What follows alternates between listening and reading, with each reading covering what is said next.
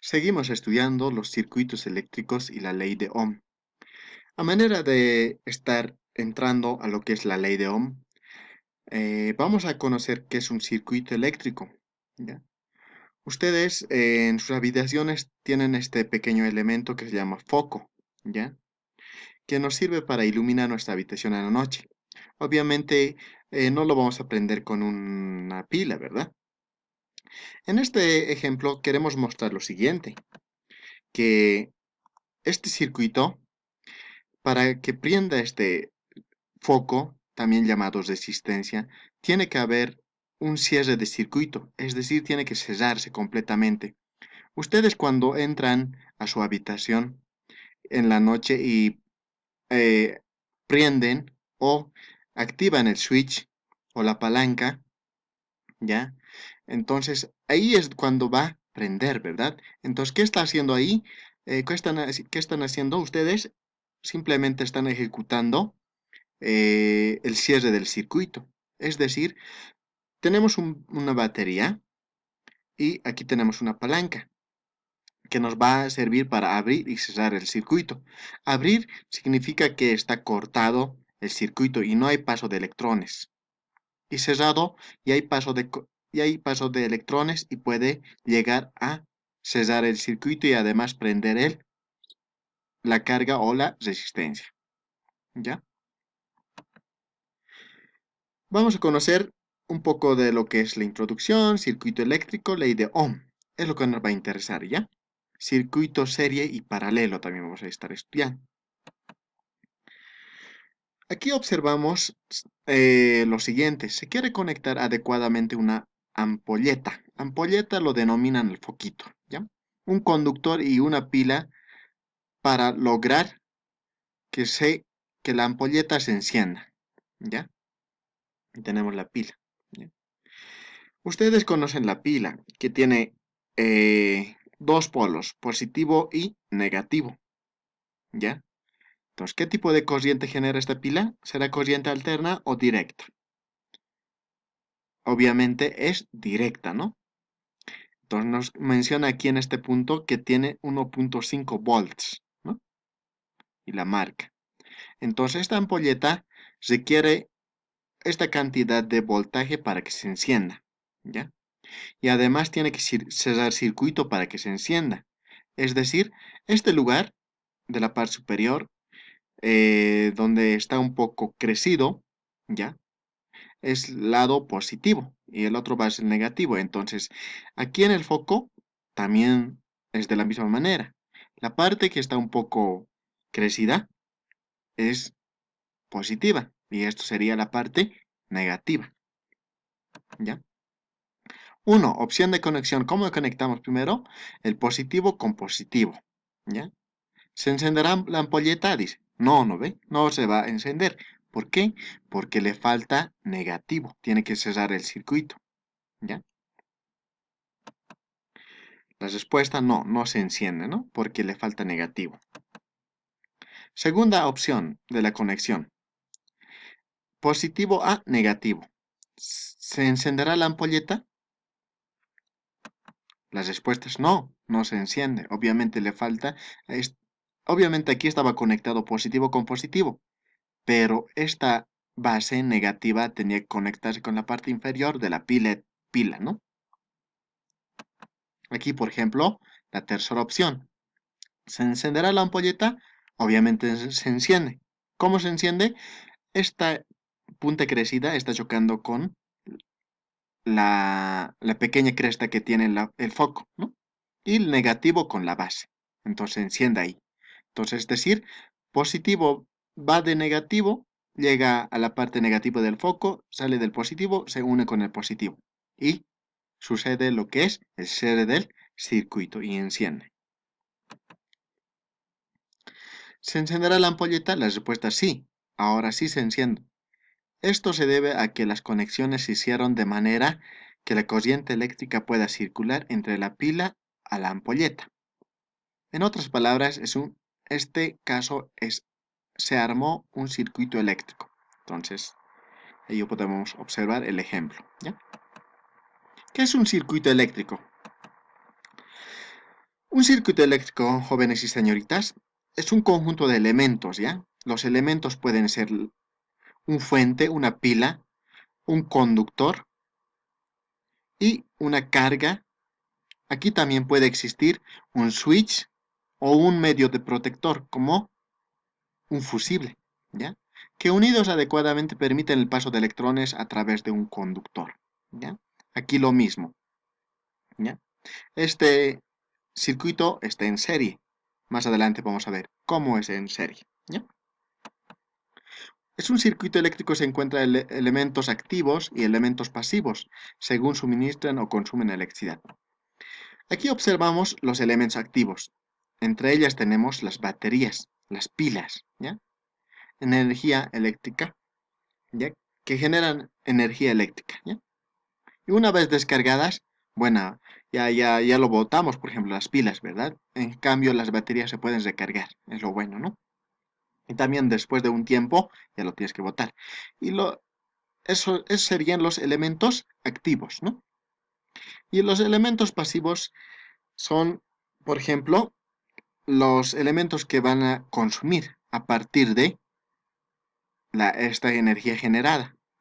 Entre ellas tenemos las focos, ampolletas, motores, ¿no? Motores de corriente directa. Luego tenemos lo siguiente. De acuerdo a la función que cumplen, los elementos de un circuito se clasifican en generadores. Los generadores van a ser los baterías o pilas, ¿ya? Elementos de control van a ser aquellos pulsadores o palancas, ¿ya? Y los receptores vamos a llamarle los resistencias o focos o cargas o motores de C, ¿ya? Generadores, elementos de control y receptores. Los generadores proporcionan energía necesaria a los electrones para que se muevan a través de un circuito, ejemplo, pilas y baterías, ¿no? Receptores son elementos que transforman la energía eléctrica en otro tipo de energía, por ejemplo, energía lumínica o calorífica. Ahí se cumple eh, una ley de, eh, ¿no? También tenemos los elementos de control. Dirigen o interrumpen la corriente eléctrica, ¿no? Si accionamos, digamos, cualquier palanca, bueno, puede cesar o abrir, ¿no es cierto? Entonces, en un circuito, a lo apaga o lo prende, ¿verdad? Representación gráfica normalizada, ¿ya? Los circuitos eléctricos se representan gráficamente utilizando diferentes símbolos internacionalmente reconocidos. Así sería un dibujo de circuito eléctrico bueno, eh, en 2D, ¿no? Aquí está la batería, luego se conecta con una palanca, aquí otra palanca, luego tenemos las bombillas o las resistencias, ¿no? Entonces, en la parte de en las fábricas se normaliza para que todos conozcamos de manera representativa en gráficos, ¿ya? Por ejemplo, este pequeño circuito ya se representa en este esquema, ¿ya? La batería sería esta, ¿no? Negativo y positivo, ¿ya?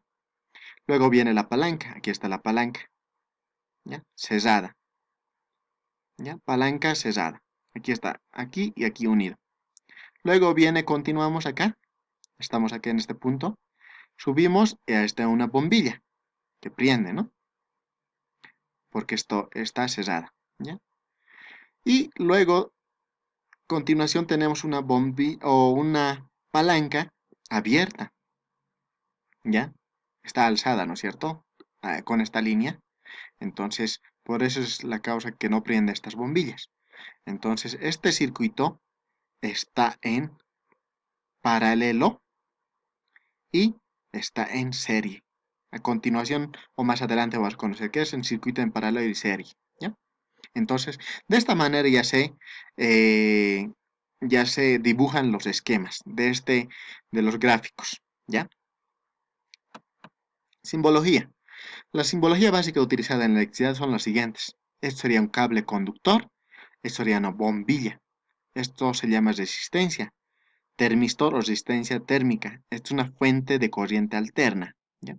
Aquí tenemos un interruptor, un amperímetro, una resistencia también, puede ser esta o esta, resistencia dependiente de la luz, otro tipo de resistencias, un motor, una pila, voltímetro, resistencia variable, diodos, sentido permitido convencional, diodo emisor de luz.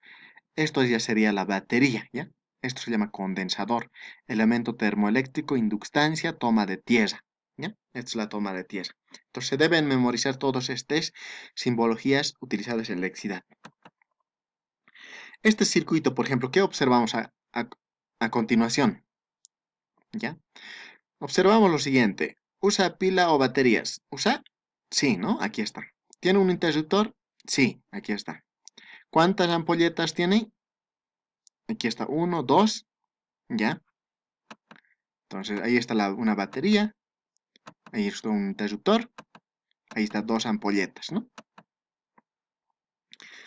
Copia el siguiente circuito básico en su cuaderno y las preguntas planteadas luego responda. ¿Ya? Ustedes van a copiar este circuito, identifique el interruptor, van a identificar. El interruptor se encuentra cerrado o abierto, ¿ya? ¿Se podrá prender la ampolleta? ¿Por qué? ¿Puede circular la corriente por este circuito? ¿Por qué? ¿Ya? Y así les voy a plantear tres actividades más para que ustedes lo desarrollen en sus casas y además vayamos aprendiendo de a poco esta área de formación electricidad. ¿Por qué es necesario en el área de automotriz y además en otras áreas como la electricidad o electrónica tener conocimiento de estos componentes o elementos básicos? También en la parte automotriz, porque una parte del sistema de encendido del automóvil, pues funciona a causa de la electricidad. Las luminarias también a causa de la electricidad. Entonces, necesariamente nosotros debemos saber identificar estos componentes básicos de electricidad. En la próxima clase, jóvenes y señoritas, estaremos llevando la ley de Ohm, ¿ya? Y para ello, por favor, no se olviden dar lectura del PDF del 7, de la página 7 al página 13. ¿De acuerdo? Gracias.